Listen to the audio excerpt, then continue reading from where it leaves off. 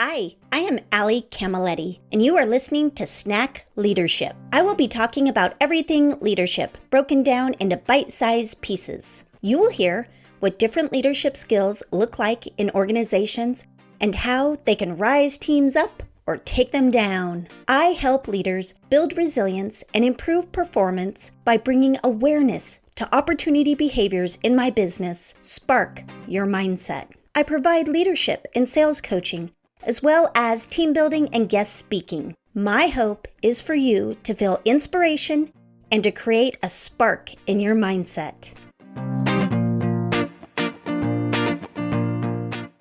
Hi everyone. Today we are talking about employee retention. Employee retention refers to an organization's ability to keep its employees and reduce turnover over a specific period. It involves strategies and practices aimed at creating a positive work environment, offering competitive compensation and benefits, supporting professional growth, and fostering employee engagement and satisfaction. I ran across this great article by one of the previous leaders I interviewed, Marisol Solarte Erlacher. And the article is Beyond the Great Resignation, What Actually Makes People Stay.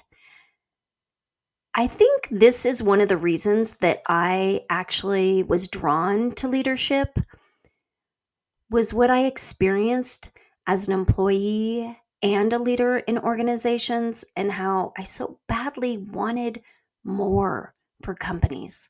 Like I didn't feel like it needed to be that hard. But what I've learned over the years, we're humans, we're complicated people. Not everybody just gets leadership and how to treat others. And a lot of the leadership that I have learned about talks about the importance of mindfulness.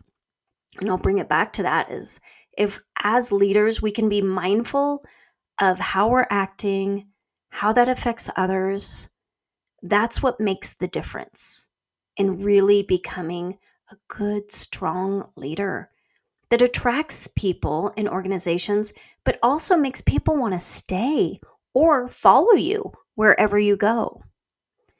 So Marisol talks about, with the Great Resignation, how it has slowed, right? Not as many people are just like, I'm out of here. But it's also about like, what makes them leave? And I think about the different organizations I left. One of my favorite organizations was a company called Real Restaurants out of the San Francisco Bay Area. And the reason why I loved it so much was because they hit on so many of these areas that Marisol talks about. They really invested in me and cared about me and wanted me to grow. And I think about the opposite of an organization that I worked with, where literally my manager was like, Ali, this isn't like we're going to teach you everything while you're here type of organization. And I just was kind of like, God, that's weird. What a weird thing to say. Because he made me feel bad for wanting to grow and learn and have that happen in the organization. It was just really bizarre. So maybe serial entrepreneurial mindset, yeah. But I could work at organizations if they allowed me to grow and be innovative and affect change. But if I was not able to do that in organizations, I didn't last long. And it's not always about the pay. Yes, pay is important. And at a certain point in my life, I should be making a certain amount of money. Now, part of why I do love working for myself is it allows me the freedom, and I will sacrifice the amount of pay for freedom in my life because of the life I want to live. But it's not always about pay, and it's not always about having the company picnic, especially when the company picnic is all the employees putting it all together and organizing it. So Marisol talks about organizations that are really doing it right. They're investing in their people. They're building loyalty from the inside out at every level. And she talks about the retention framework, tackling turnover on 3 levels. The approach to retention works at multiple levels, she says, interlocking levels. First, individual, focusing on personal growth, purpose, and well-being. What motivates the person more than just pay? This was a big focus that I talked about with an HR woman that I had been coaching, and what they could do, because at the time there was some financial stress. And so she's like, I feel like our morale's down. What can I do? And we focused a lot on this area, but it's personal growth, purpose, and well-being. So if I feel like I'm in an organization and I have my own personal growth, we'll use Real Restaurants as an example. They had sent me to different types of education pieces. Like at the time, I was in the Napa Valley area, like San Francisco. So I would end up going up to Napa Valley and doing wine courses and learning. And then my overall well being, it was very important to them that I take the time off when I needed the time off. I ended up burning myself out because I was so loyal to them. They offered to pay me for a month to take a month off. And I refused because I just couldn't guarantee I'd want to come back. I was pretty much done with the restaurant industry at that point. But the other part is feeling like I had purpose. I own certain pieces of my role in that organization, and I was able to affect change. And that made me feel like I had purpose with them. Then there's the team level. So building psychological safety, recognition, and shared accountability. And this looks like trust and how we grow together as a team. That organization felt very safe for me. And that was really important, is safety. And I just am kind of reflecting right now as I say that word safety, and knowing that that wasn't something that I experienced at a very young age. And so in organizations, I have to have safety in order to thrive and feel secure. Recognition, I've always could kind of take it or leave it, not totally important to me, but I didn't like to do the work and have somebody else be recognized for it. That didn't always go well when it literally was like I did all the work and somebody else did this much and they were the one recognized. Very different than in leadership and how you support others and grow others and you want them to be recognized for their growth. Very different. Then third for her, she talked about the organizational level. So aligning leadership, culture, and strategy to support long-term engagement. And she talks about, are we living with the values? My biggest pet peeve is don't say that you are in alignment with the values and do opposite. No. You can't have innovation as a value, and then when I'm being innovative and bringing up ideas, kind of making me feel like you're slapping my hand to shut up. No. I really believe in values.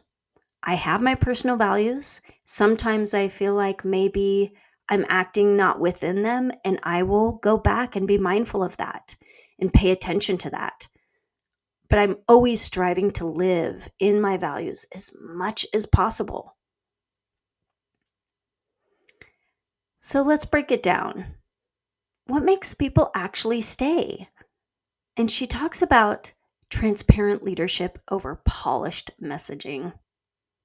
I almost don't even know how to expand on this because I feel like you totally get this. We know what polished messaging looks like.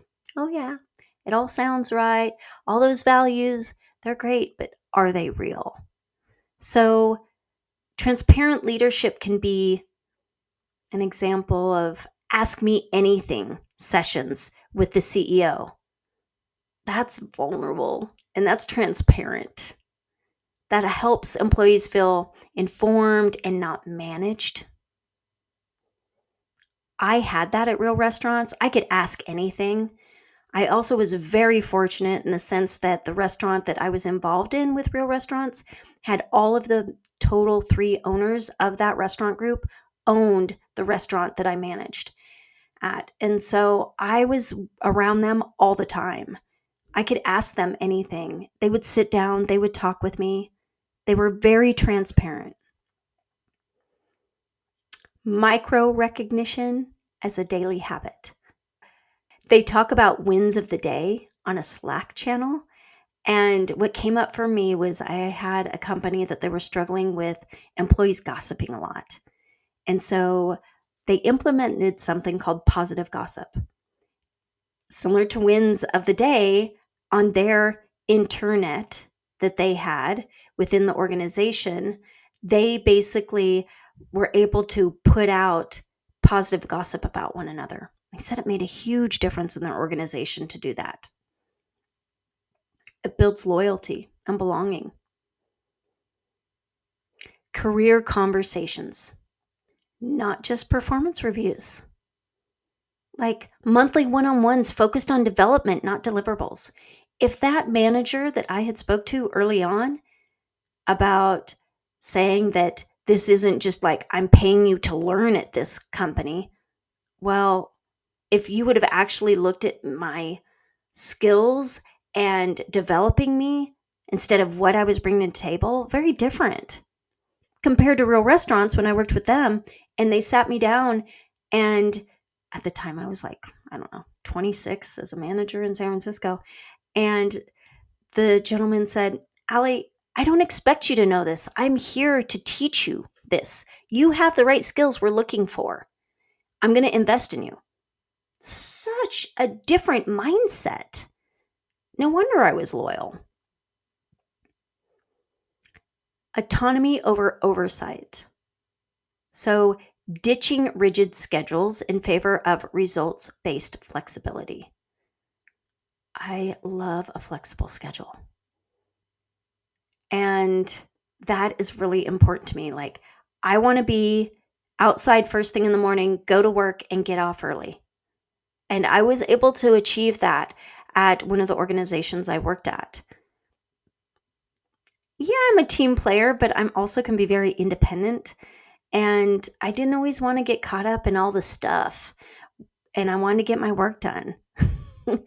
And so for me, I wanted to get in early when nobody was there and it was quiet and I could really focus and concentrate, get my work done. Then I could spend a little time chit-chatting with people and I was relaxed because I'd gotten a lot done in the morning. And then I could leave early so that I could spend that time outdoors or at the time, with my husband. Emotional safety in team dynamics. So what they're referencing is like replacing blame, heavy postmortems with what we learned recaps. And this to me looks like risk. When we take risks in organizations, we want to focus on what we learn from taking that risk. Let's alter it, adjust it, and do it a little differently next time. But we're not pointing fingers and blaming others. As she says, resilience is built, not bought. And if we're able to have really safe environments in organizations where we're focusing on all these areas, this is what makes the difference. But what gets in the way is the manager that says, "I want you to come in and just do your work and leave." No. If that's how you're leading, it's not going to go well. Take that time, invest in your people. It will make such a difference. And when they invest in resilient systems, empathetic leadership, and a culture that reflects real values, companies create a place where people don't just work, they feel like they belong. So I leave with you this quote by Zig Ziglar. "You don't build a business, you build people.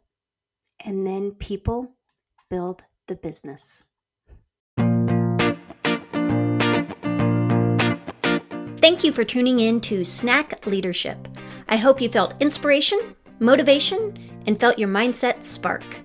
Snack Leadership is recorded and produced by myself, Allie Camilletti, and music by Shireen Amini.